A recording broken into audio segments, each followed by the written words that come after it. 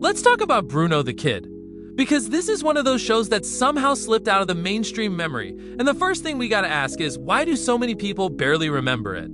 Even though it had Bruce Willis as the lead voice. Think about that. Bruce Willis, in the middle of his 90s action hero prime, doing a cartoon about a kid spy. On paper, that sounds like something that should have been everywhere, like kids quoting it on the playground, toys on the shelves, maybe even a movie deal. But instead, it just kinda came and went.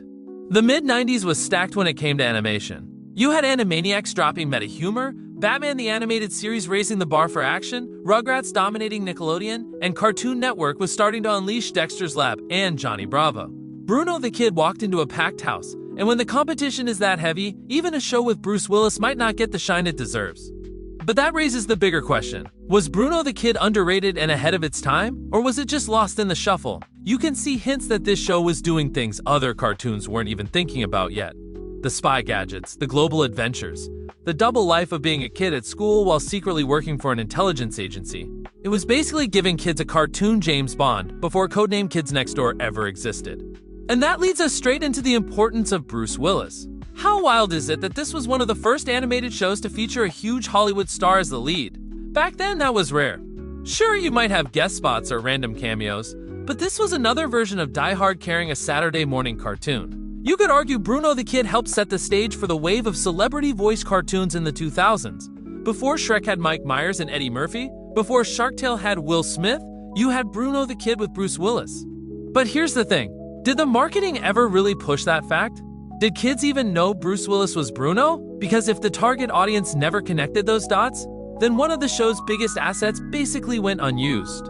Now when we talk about influence, you can't help but look at shows like Totally Spies or Codename Kids Next Door. They came years later, but they nailed the spy gadget kid mission formula and became huge hits. It makes you wonder, was Bruno the Kid a little too early? Did it plant the seed for a genre that the next generation of cartoons got credit for perfecting? That's the tragedy of being ahead of your time. You might innovate, but you don't always get remembered for it. The tone was another major piece of the puzzle. Bruno the Kid wasn't afraid to slip in sarcasm, wit, and jokes that felt like they were meant for adults sitting in the room. And don't get me wrong, that's cool. It gave the show layers. But for the average 8-year-old who just wanted silly slapstick, that balance might have gone over their head.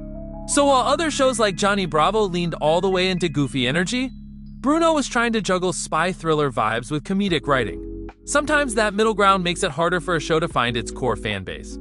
And that brings us to the fan base, or the lack of a fan base. How many people do you know who can quote Bruno the Kid today? How many kids in the 90s had Bruno toys or even lunchboxes? Exactly.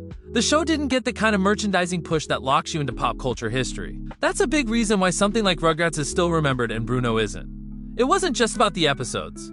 It was about the presence in stores, commercials, and everyday kid culture. But here's where it gets crazy. If Bruno the Kid dropped today, it might be a different story. Because nostalgia is powerful.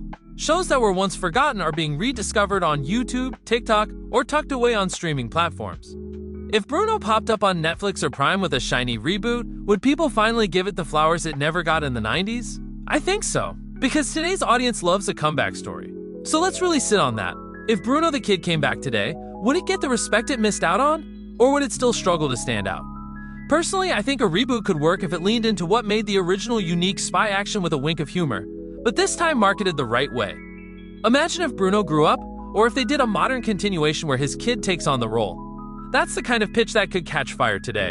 At the end of the day, Bruno the Kid is this strange case study in 90s animation. It had a Hollywood star, it had a cool concept, it had the spy thriller edge that no other cartoon was really doing at the time. But without marketing, merch, or a strong kid fan base, it faded into obscurity. Was it underrated? Absolutely. Was it important? Without a doubt. And maybe that's the biggest takeaway. Sometimes shows that didn't get their due back then deserve a second look now. So when you stack it against the classics of the 90s, is Bruno the Kid just a forgotten footnote? Or is it one of those rare experiments that proves the decade was even richer than we remember? That's the question we should be asking.